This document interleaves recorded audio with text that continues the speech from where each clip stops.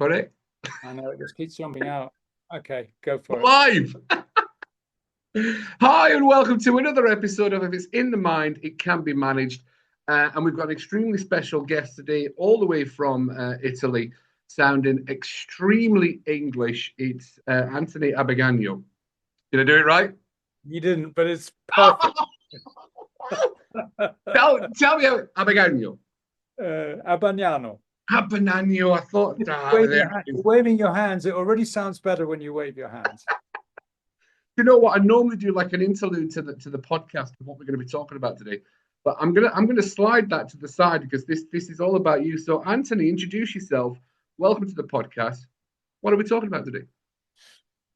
I don't know where this is going to go, but that excites me, and I'm not very good at talking unless I'm on the edge of what I don't know. So it's a good place to be, and a good place to explore from. And I think it's about the human condition, and it's about how can we give more care for the human condition. And I think in the context of this podcast, it's about not believing everything the mind tells us, maybe, and learning to take what it says in context. And like you say, how do we actually reinform it in more productive and healthful and wonderful ways? Absolutely. Now, you have a fantastic book, Out of Chaos and Inner Calm, of which we'll come to. Now, I touched on something when we started, and it's something that I've took away from the many teachings and the learnings that I've had, and we previously touched on that very minor, big cataclysmic nervous breakdown that I went through, which is what kind of sends us on this journey of learning. And I was ego obsessed. I was fear driven. I was extremely insecure, and that the failure that I had in my life was so cataclysmic for me in that moment. For other people, they would go, "Could he? Seriously, that was your feeling?" But for me in that moment, it was cataclysmic, and I went on a massive downward spiral. And that's how I started learning about spirituality, learning about meditation, breath work, and that's how we've been brought together. We're going to talk about more than just the breath, but I've always said, and we touched on it, the breath is the elixir of life. Mm. Now, what does that mean, Anthony, when we say the breath is the elixir of life? From your perspective of, I would definitely say, expertise, why is that such a valid point in the world today?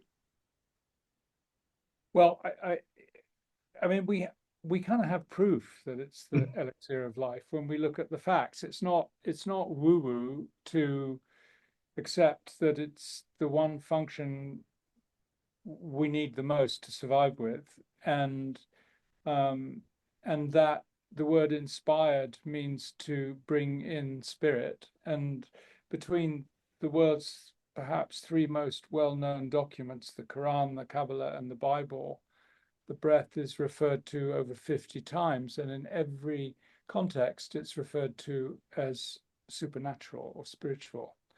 So I think we've got enough dots on the page to understand that there's something beyond our awareness that is worthy of inquiry or discovery. And when you say the elixir of life, that just met me, sent a target for me. In fact, I do a meditation for people who've never done any breath work before, which is about giving it a sense of proportion, understanding how massive this thing is. There's so many things about it that are striking. We call it my breath or your breath, excuse me, but it's not our breath. We borrow it. We always have to give it back. So all of these concepts that we have about breath are about forgetting it, ignoring it, taking it for granted.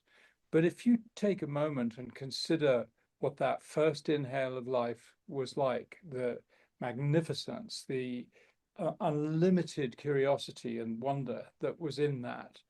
Of course, none of us really remember it, and then you consider that last breath of life and the let go of everything, every story, every credit card, every debt, every win, every loss.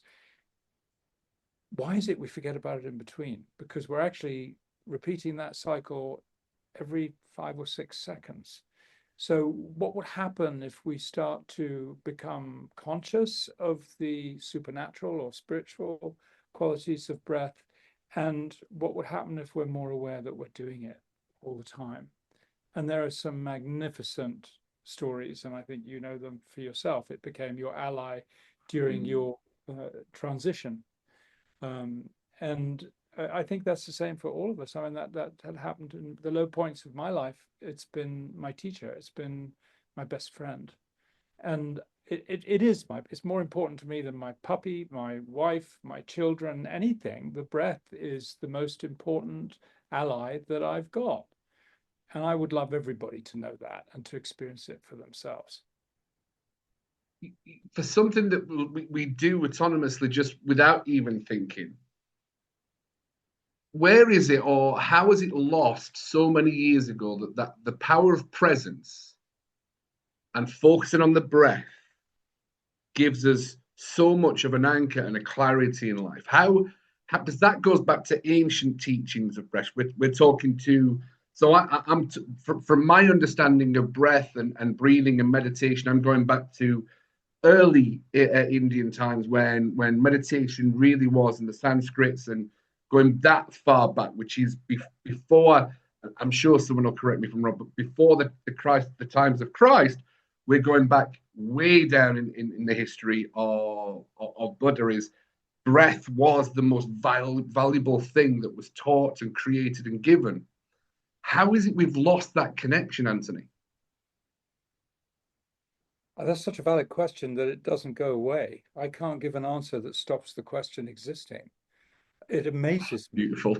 It keeps amazing me that we have this this disregard for something that is is the power of spirit. And I mean, there are several stages of awareness with breath. I think the first one is that, like you said, when you are conscious that you're breathing, when you're breathing consciously, you are in a state of presence, because you're giving your awareness, your attention to that which is most fundamental in life. And it starts there. That's really half the journey. If there's ever a time that you're anxious or depressed or overwhelmingly cheerful, and you know there's going to be a crash afterwards, come to your breath and modulate yourself and take more charge of yourself, and therefore the way you perceive the world, and therefore the way the world works. And that's really the trick. It's where that outer chaos that does exist in the world, because it's a right shit show. What can I do in this place to find a still point inside, and to be able to become co-creative with my reality? Pretty powerful. I mean, strong stuff. It really is. And for sharing, for anyone that's listening to this, and I think I first started learning slowly about meditation and the power of meditation when it came to the different brain waves that we can go into just through breath.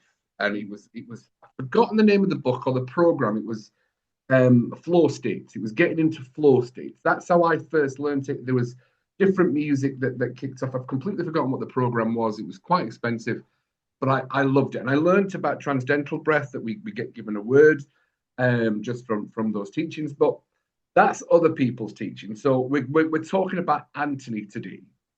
So let's go back on the journey of Anthony, because you've talked about the shitty times. And I think we always want to, you're clearly in a place of presence and light and joy at this moment in time. But there was a time when you weren't, Anthony. I'm guessing, I don't want to assume, it's a terrible word because it makes an ass out of you and me, but I'm guessing that wasn't always the case, Anthony. Oh God, I'm going to laugh before I start crying. Yes, you're right. You're right. It's been a ride, it's been a journey. And I think, it's involved physical illness, it's involved depression, it's involved suicidal ideation, it's involved hating myself, being absolutely thoroughly disgusted with myself on just about every level. and learning that actually that makes me human, and I'm not the only one. And I think we've all got that ability inside, and that we've all had times in our life that shame has overwhelmed us, and that makes me really care for the human condition. It really makes me understand what's behind the image that someone shows me. I can see deeply into people because I recognize that actually we're not that complicated. We're really suffering from very similar limiting beliefs. We listen to too many stories that we tell ourselves, and the symptoms of chaos that exist in the world, from all the way from my life to the geopolitical stage, are all symptoms that point to similar causes underneath. And it's about love, it's about belonging, it's about self-esteem, it's about compassion, it's about forgiveness, all of those opportunities that we usually put off until it's too late. And that's when life comes and, hits us on the back of the head and says, you need to learn a lesson here. So I'm going to teach you one. I'm inspired by some of the youngers in the world now, the 20 and 25-year-olds that I work with, because they seem a little less contaminated, if you will. I think Wow, that's interesting. Yeah, I think we've lost. Not everybody, there are a lot of people Yeah, who yeah. are deeply in the matrix and so on, but I am encouraged by the amount of people that have managed to keep that innate wisdom that I think is our birthright. I think it's what we came here with. We didn't have words for it at the time, and we needed a nipple to suck, but actually I think there's something that we did come with, a cleanliness and an innocence that got whacked out of us one way or another. We got shamed into it, or we had to comply to get love, or whatever those reasons were at the beginning.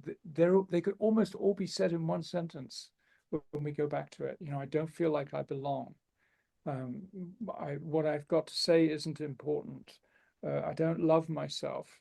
And actually underneath that, I know that every single human being wants to love abundantly and be loved ridiculously. Even the murderer does. It's just that they got it wrong, and they got caught into these stories and into these behaviors that have created lifelong consequences. And that's happening all the time. So how can we get the tip of the shovel under the rock and get some leverage there, and shift that damn thing so we can really get the rocks out of our heart and get on with life? Because that's the opportunity. Yeah. And because it's shame's such a demoralizing emotion. It's extremely low frequency for people. And I've touched on this in previous podcasts, and when I've talked on podcasts, is understanding how our emotional states have us vibrate at different levels. It's a fascinating. Yeah. I learned it from a book. It's not something that I woke up and knew. Power versus Force by Stephen Peters, I think, is the book, and it showed us that shame is the lowest vibrational state. But how is it, or for yourself, because we can only talk about self when we're going through these things, what was the shame that you were going through or had to relinquish? And what was that journey for somebody who's sitting there going, look, Anthony seems to know what he's doing, but what was the shame that Anthony had, and how did he relinquish that shame? Well, I think the first shame that I knew was that I had an elder brother who didn't want me around. Even from the womb, he didn't want me around. And so he was only 3.5 years older than me, but he was unconsciously invested in me not belonging. So that was my normal when I grew up. That's, I'd kind of like, what do you call it, crawl after my brother, and he'd ignore me, or I'd try to get him to play with me and he wouldn't play. There was always something about I had to prove that I belonged in the world, because I didn't really feel like I did. I wasn't supposed to be here. And that, I think that was the first sense of shame. I wouldn't have named it as shame at the time, but I think as I grew older and I understood that I had that imposter syndrome, that when you walk into a room and you don't know anybody, that you just lock down, you just go into goosebumps. I can feel them now. What am I going to say? My tongue's getting thicker. I'm losing the plot. I can't think straight anymore because of this burden of not belonging. And so I was an outsider for really all my life. I've been an outsider, but it's only been in the last 20 years that I've understood that actually being an outsider is a strength. It makes me over. It makes you the last to speak. It makes you learn the most. And it builds a sense of autonomous identity because you don't belong. But we don't look at those things. And, when I'm teaching a group of people and I ask the question, who feels like they're an outsider here, it's just staggering. Like 95% of them will put up their hand and then they immediately put it down again. No, hold up your hand. Just hold up your hand and take a few breaths.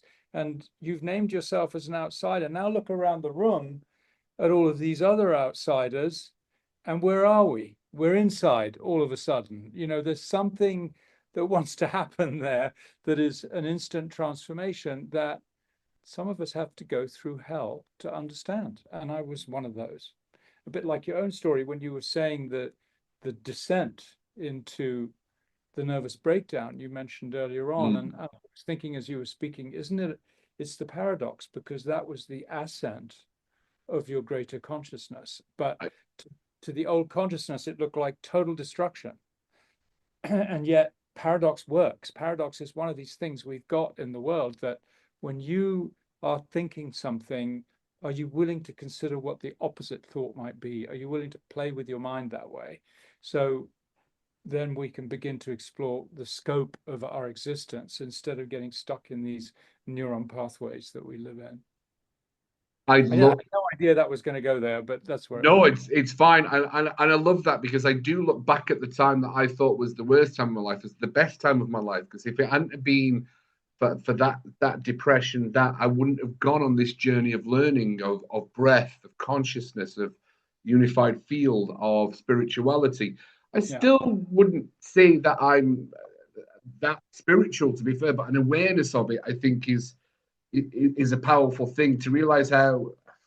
I don't think I thought this podcast was going to go this way either, but to realize how not as important as we think that we are, and realize the scale and the grandiose of life, of we're actually nothing, and it means nothing sometimes. It's only the meaning that we create out of the things that's happening to us is what sends us on that downward spiral. It is a powerful thing. So I think there's a few things you've touched on, but the book especially, I'm surprised I never found that book, to be fair. When I was going through my Google searches of I need to find out how, because I was versed in the monkey mind. That's always been my thing, is the internal chatter, the conversation. I thought I was going mental. I thought I was schizophrenic, bipolar. I had this conversation. I'm like, it can't just be me. Why is nobody listening to me or understanding me or understanding how I'm feeling? And that's because I was having the conversations internally. I was having that spiral inside, and I actually wasn't talking about it. But I'd had the conversations up here, and I'm like, why is my wife not answering me? Or why is my staff not answering me? I asked them to do that, and they'd be like, you've never asked me anything. And I'm like, I was asking in here, the quiet conversations, and I was like, oh shit, my communication's absolutely terrible, because I'm having the conversations here that I've had with Bob. Bob, can you go and do this for me next Thursday? And it's not done on Thursday. I'm like, I was only ever asked up here. So for someone who's going through that, it's a scary experience of whose voice is that? Whose conversation is that? Who am I actually talking to? How do you help people to understand the outer chaos to help them regain and find that inner calm again? Yeah. Well, I'm going to make a statement here, and that is that I believe a measure of our emotional intelligence is the ability to take a breath when we don't want to. And that's really where it all starts. And that's one of the key points in the book, is if you can create the awareness as a default when there's a certain level of pressure that's coming on, or a certain susceptibility to an outer force, even sometimes the positive ones, because they can be beguiling. They can invite us into a sort of a bipolar whoopee that then becomes a crash and a susceptibility afterwards. That the ability to take a breath opens the door to changing everything.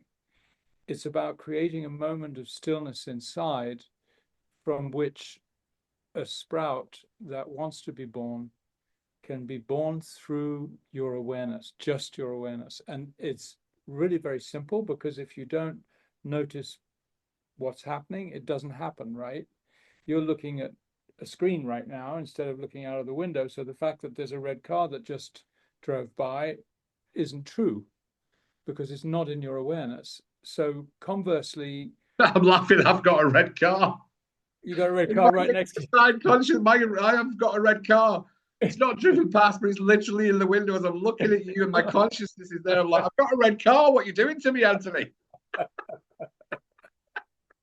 Oh God! I thought it was moving. I don't know what happened. Anyway, so it's the power of our noticing. I don't want to suggest that it makes something happen, but it's the power of our noticing that allows something to happen. And an example of that is, they say it takes, if you go into a pitch black room, it takes 36 seconds for you to begin to understand depth and form and context. Your eyes get accustomed to that darkness, and you know what that's like. If you're in bright sunlight and you go and you try look at your phone inside after bright sunlight, your eyes are a bit shocked. You can't quite. You have to turn up the brightness. So there's something about sitting in the darkness and our willingness to do that makes us resilient and gives us the ability to bounce back. So it begins with that one breath. If I'm feeling upended or overwhelmed, if I can just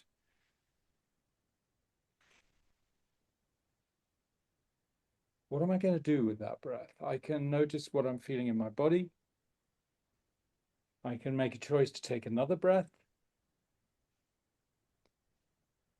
I might decide to share with, if it's a person that's offended me or wounded me, I might just decide to share with them that, excuse me, that was so impactful, what you just said, that I need to take a breath and be with that. And then I might say, I need 3 more breaths, or I need 10 more breaths, or whatever it is. All I'm doing is communicating something that's inarguable, whether it's somebody or whether I'm energetically in exchange with the outer world. I'm creating space, and that's my birthright. And that's the gift that the breath brings us when it's lent to us. So when I do that, then I begin to open up the prefrontal cortex again, instead of relying on the survival mechanism, fight, flight, freeze stuff that we do when we're under pressure. And I can become more causative. I can make choices again, because those 3 choices of freeze, fight, or flight occupy all the bandwidth when they're there. You know what that's like. Even in a conversation with someone, you realize you're going to say something that is not helpful. It's going to make things worse. It's going to escalate the issue, and then you're going to go say it anyway. You ever had that happen? You just can't stop yourself. And so that's what this is grabbing that moment as an opportunity rather than being downtrodden by it, and exploring what can happen in that space. And that's really what the book is about, because if by default we can go to our center point, to our still point,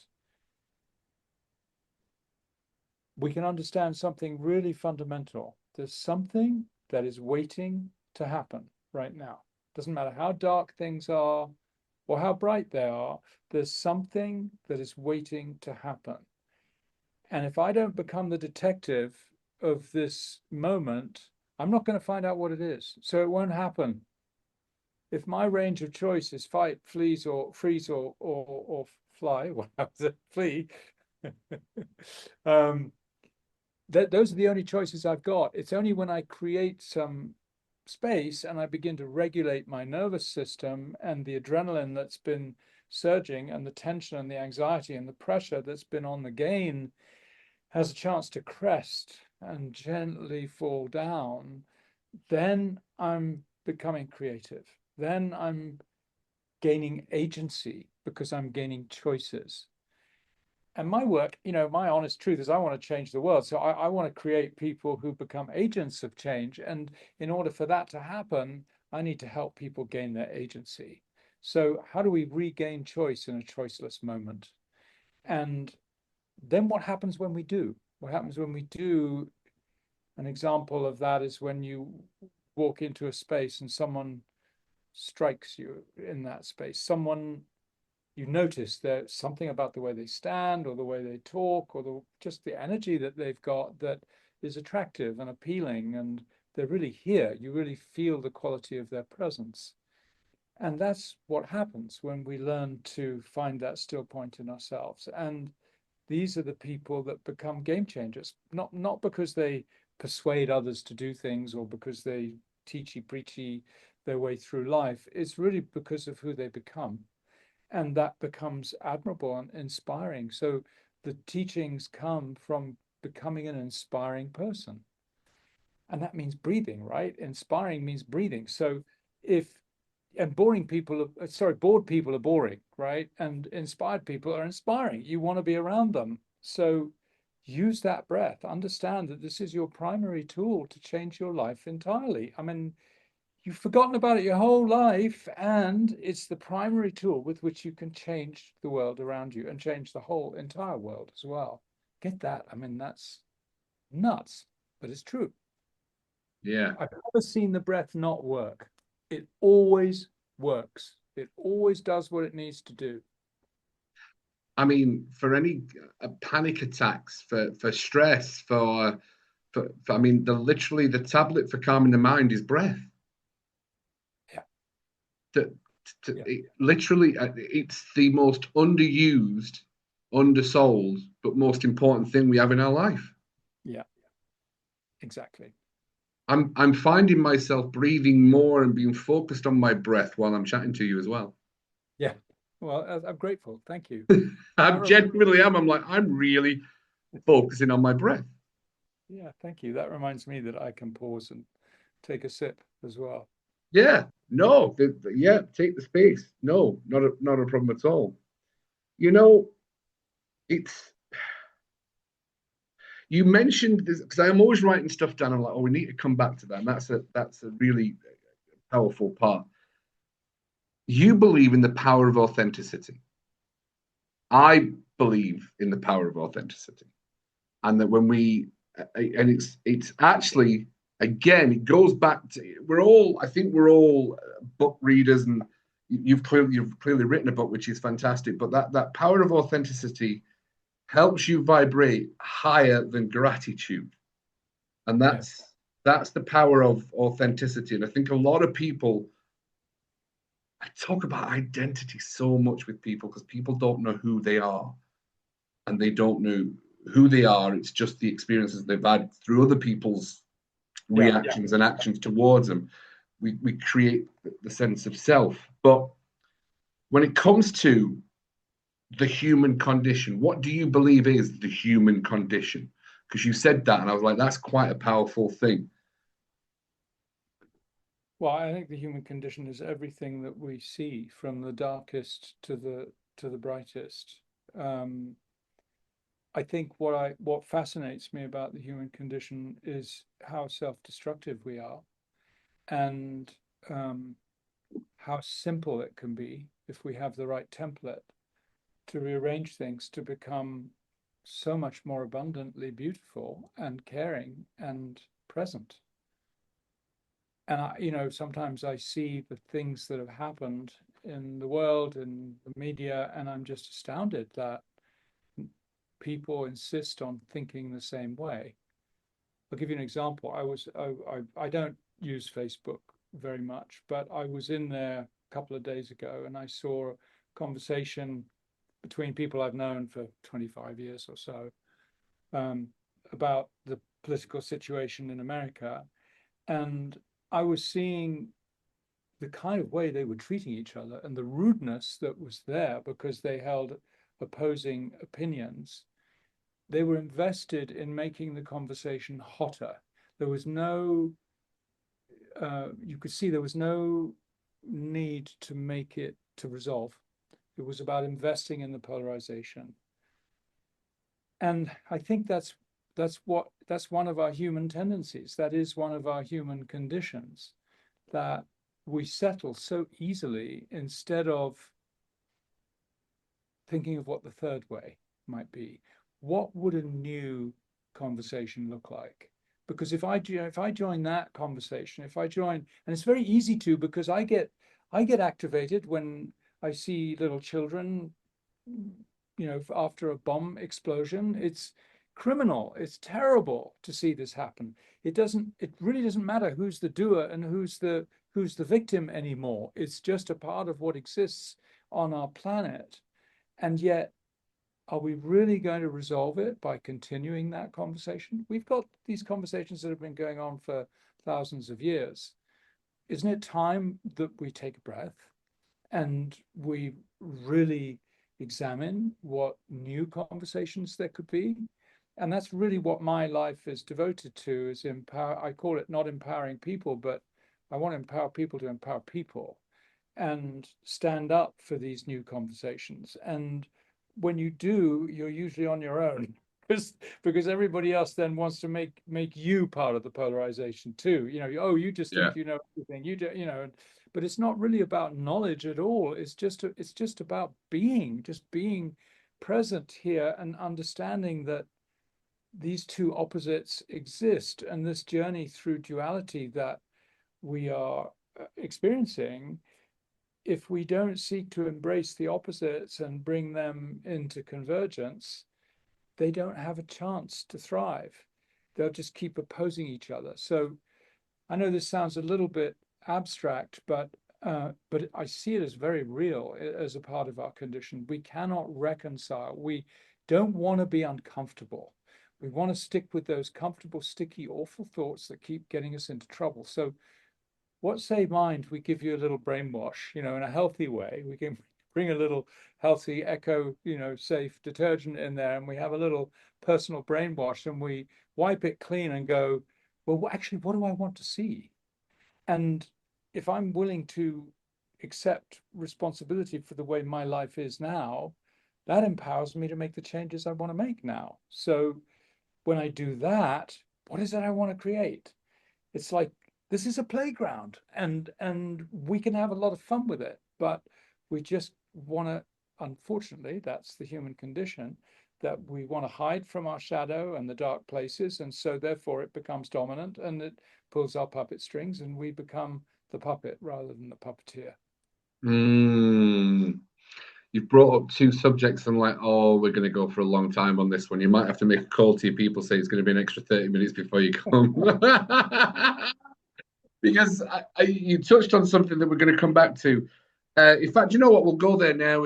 So someone's listening to this and they're like, what's Anthony saying? Work within the shadows. And I know shadow work. I've actually not looked into shadow work. I mean, just that sentence there suggests I need to look into shadow work, doesn't it? Because I'm aware of shadow work. But what is the shadow work? What is that concept? Well, you did actually go into shadow work. That's what your breakdown was all about. And all of the feelings that came up during that process of the powerlessness, the hatred, the anger, all of them are expressions of the shadow space. The shadow is created by shame, and usually, and the shadow is what we want to keep hidden because it's shameful. It's connected. Shadow work, I find, very like almost not a twin, but a very close cousin to inner child work, because the things that cause the shadow to exist are also things that are helped with inner child work. But when we were shamed or abused, we learnt to keep calm and carry on. We devised some kind of coping system at the time, and especially during that first 7 years of life. And so we just found a way. We found a way to keep going.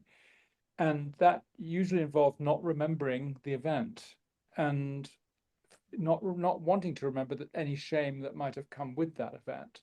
And also or figuratively speaking, throwing out the baby with the bathwater, because the person that got wounded by that event is someone that we don't want to remember either, because it's too painful. So we archive all of this away, and we found a coping system, which might be, okay, my brother didn't want me around, so I became hyper successful. That was how I lived my life. I'm going to show him that I'm worthy of life, and I'm going to outstrip him in everything that he does. And it became an ego search, my own ego, and in a sense legitimate, because he didn't want me to have one, and I was trying to find one in the whole mix. So, and then of course, then it gets sticky and troublesome afterwards. After you found it, it's like you can't, you think you've got to get rid of it, and it's a big story in itself. But so my shadow in that experience showed up as someone who I could be quite devious. I could be quite manipulative, because I'm going to get what I want. I am going to get what I want. And you are an instrument of getting me what I want, which is not a very healthy way to feel. And it's not a very healthy way to be. Now, I would disguise it, because I'm able to speak well. I'm a good communicator. I could be charming. I could be, but I've hurt people in my childhood or in my youth. And that's because I hadn't reconciled with my shadow. When I understood that was in my shadow, once it was named and I could sit in the pit of my own shame, and that's when I said that's when I hated myself. I was, pretty revolting. But being in it long enough, then I began to understand that there are other things in there too. That underneath that shame exists also an incredible amount of raw power. The will to be successful in a world that wants to hold you down, it takes a lot, right? It did in those days, and this has changed a little bit now that we manifest and we embrace abundance and gratitude, and our vibration is what attracts our reality, and we know these things more than we did then.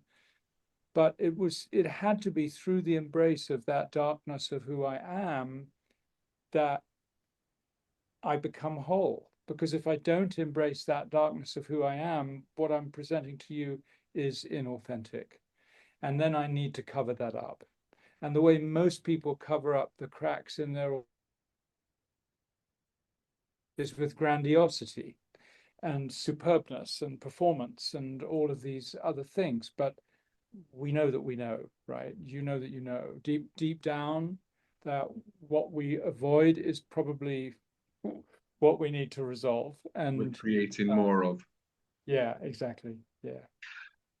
So I just when I'm having these chats and I'm having these conversations with clever people, much cleverer than I, as I always say, Anthony. But the learning process of having these amazing conversations, and I always try and inject something. I know I have the personality and the camaraderie and the charisma. But I always tell people, so someone mentioned to me at a networking event, they went, "Oh, you're always so positive." I'm like, actually, I'm actually not that positive. I've got extremely low expectations of everyone around me. That way I never get let down. And they all just started laughing. And I'm like, oh, genuinely, no expectations. That's why I'm so positive. But it's actually a negative. Some people will say, you can't. I said, no, that's the reason I don't get let down. I've got low expectations. I've managed my expectations and increased my gratitude. Why? But I love that fact of embracing the dark side, because I do tell people, no, I can be a bit of an arse, and no, I've got anger and I'm frustrated because this has happened. And talking about that creates that authenticity. And I just had a conversation with someone. He actually went, "You really are that honest?" I'm like, "Look, I'm not going to talk behind your back. I'll tell you to your face if I think you're a wanker, to be fair, because I would expect the same thing back. I don't like behind the back conversation." So this is just amazing. Now, people working in that shadow and bringing it up, then we can show our authentic selves. The shame is such a demoralizing, dangerous place to be, isn't it, for people? It's one step away from hopelessness. Yeah. For people. Yeah, exactly. And hopelessness is one step away from ending it all, right? Yeah. Just like wanting to stop the pain at any cost. Yeah, it's very weighty stuff. And I think we need support. You know, if you're sitting alone in your room and you can't reach out for support, I think that just makes it that much tougher. It really does. And I know that because that was my experience. I didn't find anybody who could understand what I was going through, the existential shame that I felt. And how do you rewrite that one if it was there before you were even born? You know, and that stands to be the same for anybody who's got an inherited shame. You know, a lot of people in Germany right now, I work with many Germans in 25 and 65, 70, even 80 years old. And you see what happens when we have a national shame.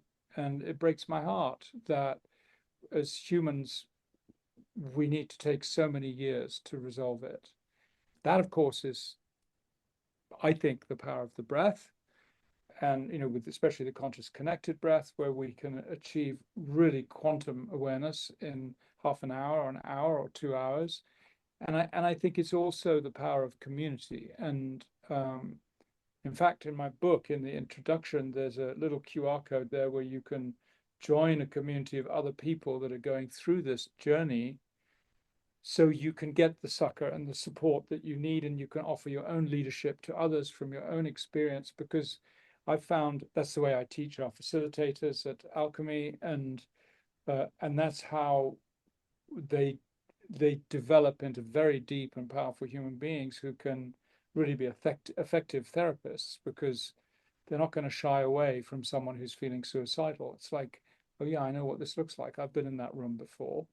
I've explored it. And even if I didn't feel that way, I went and explored it because I wanted to discover that darkest part of myself. And I think we've all got that in us. I mean, there are times that, wow, I lost my temper so much I could have hurt somebody. There are times in my life that I felt so miserable that I ideated about suicide and ending it all. You know, I think it would be wrong of us to pretend that we're not wholly human, and that is the condition. So if we can pick ourselves up that way with infinite care and compassion, and that's really where the book takes us to, is these concepts of compassion and forgiveness, and really examining them and applying them in a simple and straightforward and supported way, then I just see people changing all the time. You know, Yeah, I just see it all the time. So it's inspiring to me. And absolutely. the book is really the journey that I take my students through. That's what I make them go through in order to become good breath workers, is this really breaking down the scripts that have dominated us up till now and rewriting the ones we want to, and then describing what we want the rest of our life to be like, so we can really make it count.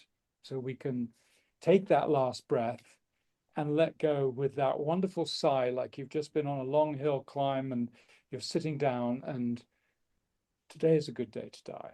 Now is a good moment to die. That's what I would wish for everybody, to greet that moment with love and care and excitement and a sense of wonder. I'm conscious of that you have. I know you've got something else to go to, but I wanted to just touch on a few questions quickly. Did you resolve the things with your brother? Was that belief of your brother not wanting you around, was that a real belief, or was that your perception of it? No, it was a real belief, and he lived it until the day he died. And I did resolve it. Really? So you had a chat with him about it, and he was like, "Yeah, you're right. I didn't want you around." Well, you know, it's an unexpected answer to that, and that's going to be, I'll give you the title, but it's going to be our next podcast together. It was because I asked for his forgiveness. And it wasn't, I didn't ask for his forgiveness for existing. I asked for his forgiveness because I didn't forgive him for withholding my own forgiveness and excelling so much in my life to pay him back. And that was my shadow. That was my intention in there, was something about making myself better than him so I could keep contempt of him. And that was my way of coping. And I needed to ask his forgiveness for that. And when that happened, and it's a story, it's in the book. It's actually a beautiful story about forgiveness, because it's not what we think. And once we understand that, we can just do it and be done with it. Because after you've really forgiven, you realize that forgiveness is this human invention, like sin is. And sin originally meant missing the mark. It was an archery term that meant missing the mark. So, okay, I missed the mark, but I'll pull out another arrow and try again, but oh, no, no, no. It becomes a whole awful thing in our human story. So. And archery was originally created with, was it Buddhist monks, for how to focus on the breath to hit the target. Archery wasn't a weapon. It was a breathing technique. That's to Anthony. I genuinely, your team found the right person, because I used to do a chat because I used to work at an archery place, and I'm like, actually, archery was never invented for this. It was invented for breath. So Yeah. let's go through the breath work for the archer. Wow. So thank you so much. You said you'll come on for another podcast, which is amazing. And do you know what? We'll leave it at that, because I think we've got so much more. I want to explore the Matrix, talking about the Matrix with you and what your belief in the Matrix is. I think that is a topical conversation, and I think there's conversations to be had around that so that people can be aware. When was your first experience of, because you talked about quantum physics, so to wrap up, what was your first experience of a unified field? When I was 8 years old. 8. Yeah, and I was given a breathwork. I was given a paper bag to breathe in and out of at boarding school, and some fella came up behind me and squeezed my chest and said, exhale, and he put me to the ground. And that was a huge moment for me. An unhappy child suddenly understood that all of these things like happiness and misery and sadness and depression and loneliness were tiny in comparison to the power of the breath. That was like a near-death experience for me. And I think I've been kind of tethered to that moment ever since. I've understood that's what this is really about. At 8 years old. Yeah, I was lucky. I mean, kind of unlucky, it's like this guy was doing it to bully me and to see what would happen if he could get me to hyperventilate and, faint. Because that's what we used to do as kids. I remember that. That was always like a thing that we did. We was like, yeah, hyperventilate, we'll do this. And Yeah. It wasn't actually a bullying thing at school. It was that, oh, you'll pass out. Let's see what happens. Yeah. Well, I went to a different time than you. Yes. Yes. And I was a half Italian spaghetti grease bomb that was, the only one amongst blue-blooded English people, and it was grim. But that experience taught me to put things in proportion. Yeah. And I think for your time scale, we shall say it's been a pleasure having you on the podcast, Anthony. Thank you. Thank you, Cuddy. It's great to meet a brother and a fellow in this whole human mess that we call life. And yeah, it's great to connect with you. And thank you for asking some great questions and needling in there a little bit. I do. I'm a needler, if that's what you call it. I think we need to get the message out of the tipping point. I think is an important part, because I've had that concept of leaders and gurus and oh yeah, this is life, but I want to know what the tipping point was, so that other people can go, shit, that's where I am. I need to know. It's all right having the grace and the knowledge and the spirituality. I'm like, we need to talk about the tipping point so we can get them there first, so we can help them manage that, so that the journey creates for them. Yeah. Well, see what the feedback is on the podcast. I'd love to come and hang out with you again. We can be welcome back anytime. Yeah. Not a problem at all. I'll wrap up there because I know you're going to be busy. So a quick wrap up. The breath is the elixir of life. It will calm you and purify you in that moment of need. We get so preoccupied by conversations and the experiences that we're having that we just are constantly overwhelmed. And that simple 1, 2, 3 on your breath will help you stay grounded and centered. And I hope that's what you got away from this podcast, with the alchemy of breath, the outer chaos to inner calm, with Anthony Abbagnano. I didn't do it, did I? I didn't say it right. Ganyo. Thank you very much. As Yeah, all always, the best big to love you. from Cuddy, and we'll Yeah, see you on the next podcast. yeah, big hug to you. Big hug to you, mate. God bless, and look forward to more. Yeah.